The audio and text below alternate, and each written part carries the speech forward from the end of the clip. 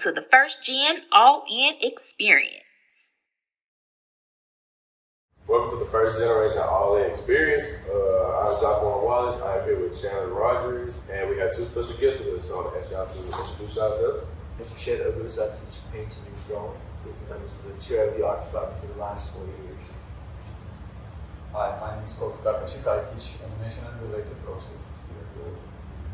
All right, this is pretty interesting. Just want to get you guys here, ask you a couple quick questions about art. It's our mentor week, so we want to get in, talk about some of this stuff right there. So, one question I wanted to ask you is, what inspires you to pursue a career in arts, and how did you turn your passion into a professional path? I guess growing up, I was always inclined to draw. So that kind of passion carried on through the high school, but I was never necessarily instructed or guided to study art. And finally, when I decided studied, I got into the art academy, so the whole passion grew and became a career for the last 25 years. Same with Chet. I started drawing when I was a child. I'm interested in comics and animation. I just studied the high school a little bit and went to the art school. But in the art school, I was studying graphic design. Before the second year, I started working in an animation studio as an animator because my goal was being an animator. I became a freelancer after a couple of years. Also worked with advertising agencies, production companies, creating all animations, storyboards, and illustrations. And then I started working in university after a long time.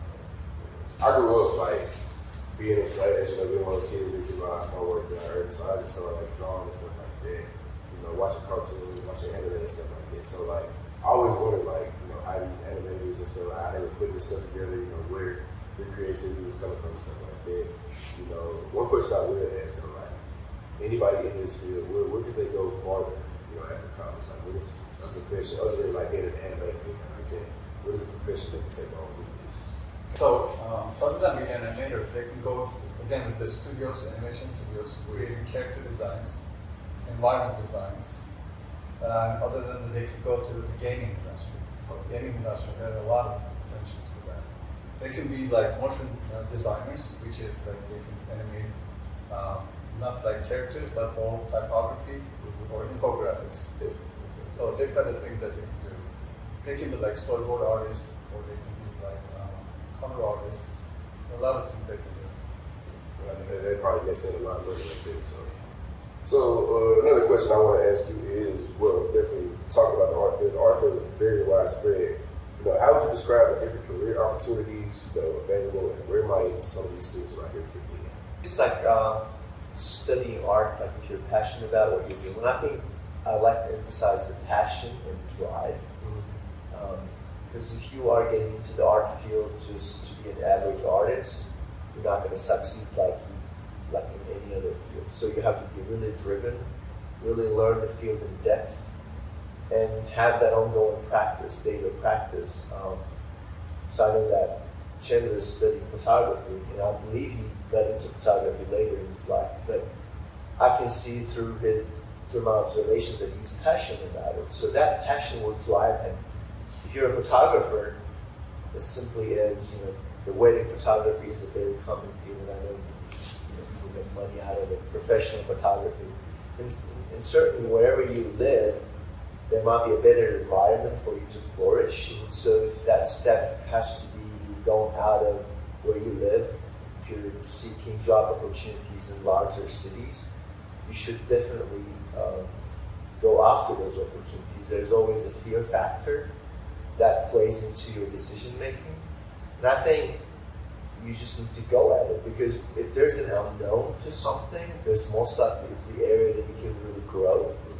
So just go at it. And there'll be some failure situations, but it doesn't mean you're going to stop, because you're driven to come over those obstacles. So that's what I would like to see. You have to be very motivated and just go for opportunities. In other areas too, networking is something that's important. Not being afraid to call people, simply ask for advice, And simply like, I know that our students, they create great projects, but they can always like ask for feedback from their former professors or like the artists, practicing artists. You'll be very surprised at the response that you can get. And once you establish those connections, and people are looking for people who are really wanting to do the job and reliable. So I'll just let Korkut kind of carry on if you Yeah, I agree with what Chet said. It's about like how passionate you are on the medium or the field that you want to be in. And if you keep like pushing on, you're gonna get something else. So you never want to,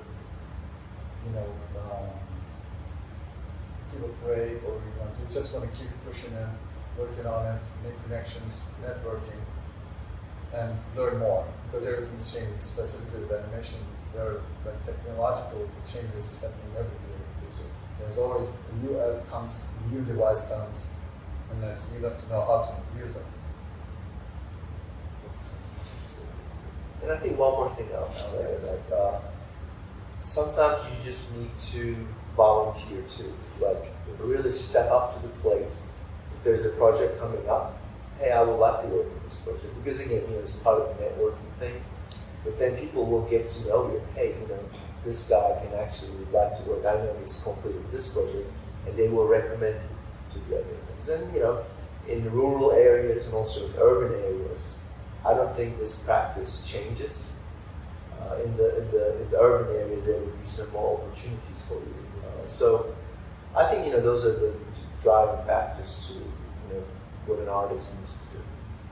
So definitely, this is a good feedback, but definitely, where there's some positives and maybe some negatives. It's just only small negatives, but I do want to ask, what are some misunderstandings that some people may get about the art field? Like, as far as some people don't understand where to go at, or some people don't understand where do I start? Like, how do I really just want to do this? And like y'all did as a kind of answer that question earlier, saying like jumping out there, volunteering, being confident in what you got.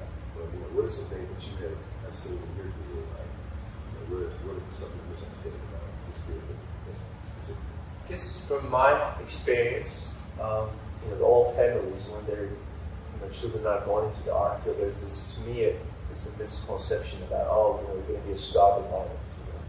So when I was getting into the art academy, my mother, I got into painting, to study painting. My mother said, promised me you will go into graphic design. Because graphic design is hey, you can work in these ad agencies. Whatever she was telling me has some truth to it.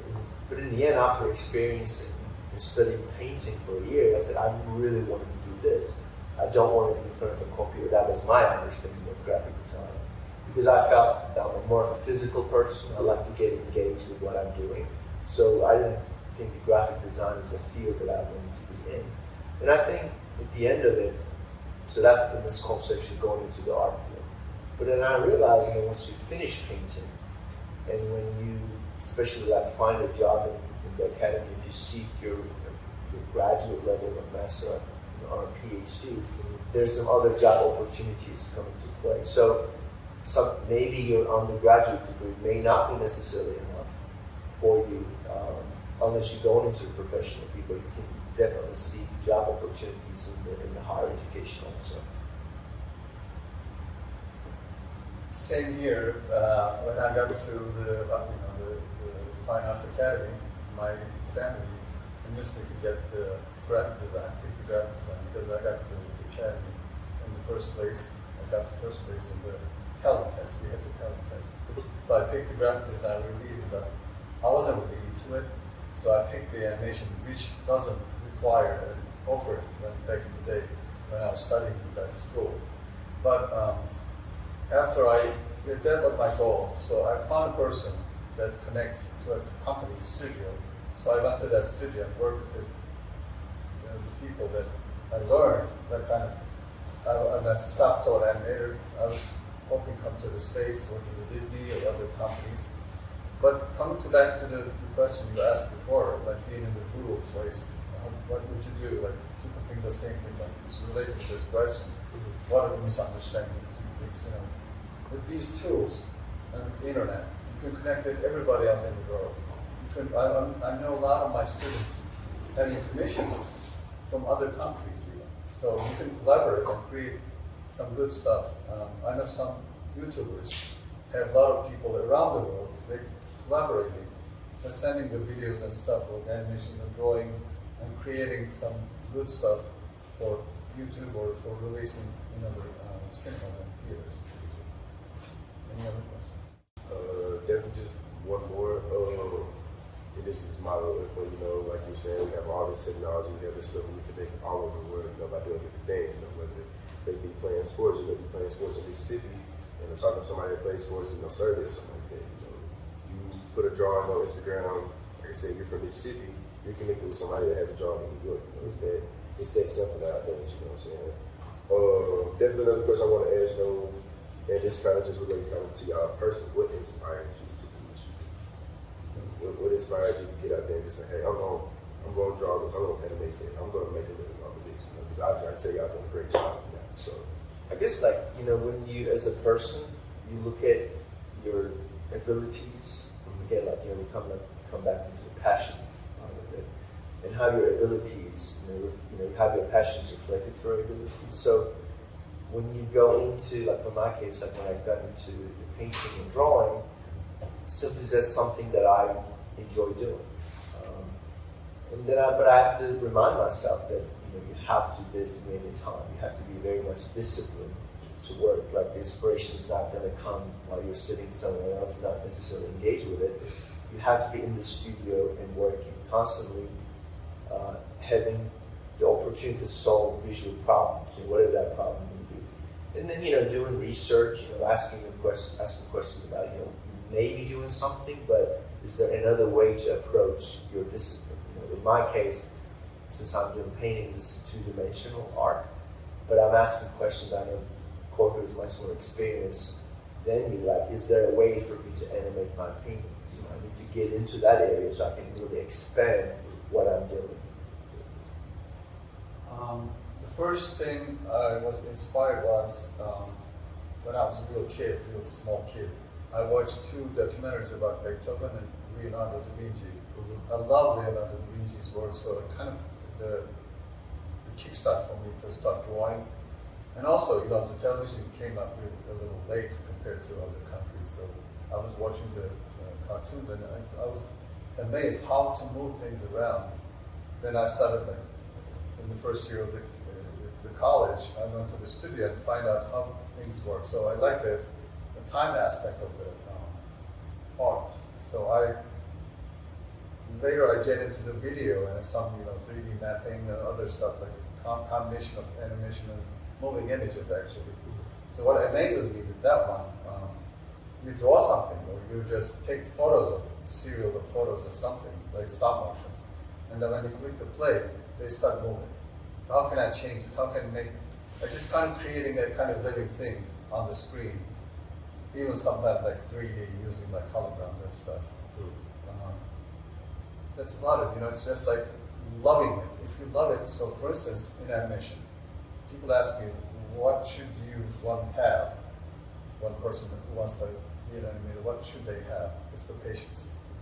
Because you have to draw sometimes 24 frames per second, a second, like this one, fast. The 24 frames are gone. And if you have 5 characters, you have to draw 24 multiply 5 characters and they're gone. So if you don't like it, you cannot do it. You need to have the patience and also the passion. Yeah. I know we talk about this, what drives us to what we do. I think we answered that. But I also like to think, and maybe this is where the education is going, is instead of looking at what we study as a linear path, maybe there's the variety of ways to approach how we can approach stuff. I think it's even in the business field, I think people are looking for creativity. So when we go into the business, if you just simply, in terms of thinking business is just simply selling goods or creating something, we have the field for creative people. You can go to different types of business. So maybe the creativity plays into it somehow. So if you can find ways to engage, maybe you as a student, maybe creating a study or taking art courses as electives, trying to see what that's doing. Same thing for art students, taking business courses. You know, like they're artists, but at the same time, can they engage with their art and at the end of it, it comes down to they're all connected to one another. I think the business person, I think is important. They want to sell their art. Yeah, They and know the business they person. need to know how to sell it, right? Yeah. For business, I think they have to be creative people, and for the artists, they have to be more like business minded. So they all can borrow from one of each field. I think. Definitely thank y'all. We thank y'all for y'all's time. You know, we thank y'all for what y'all been able to give us. That really wraps it up. This is your blueprint to entering the world of art. You know, like I said, thank y'all for joining us. And just one more thing, if any of these people that are watching or that will end up watching this video, you know, if there's any way they want to contact you, you know, could y'all give us some contact you don't know? I believe, like, you know, I'll definitely recommend just going to Delta State's website, deltastate.edu, and click on academics and look at the programs. And I believe like all of our profile information, contact informations are on the website. So definitely visit the Delta State's website. We want to thank you all for joining. This has been the first gen all-in experience.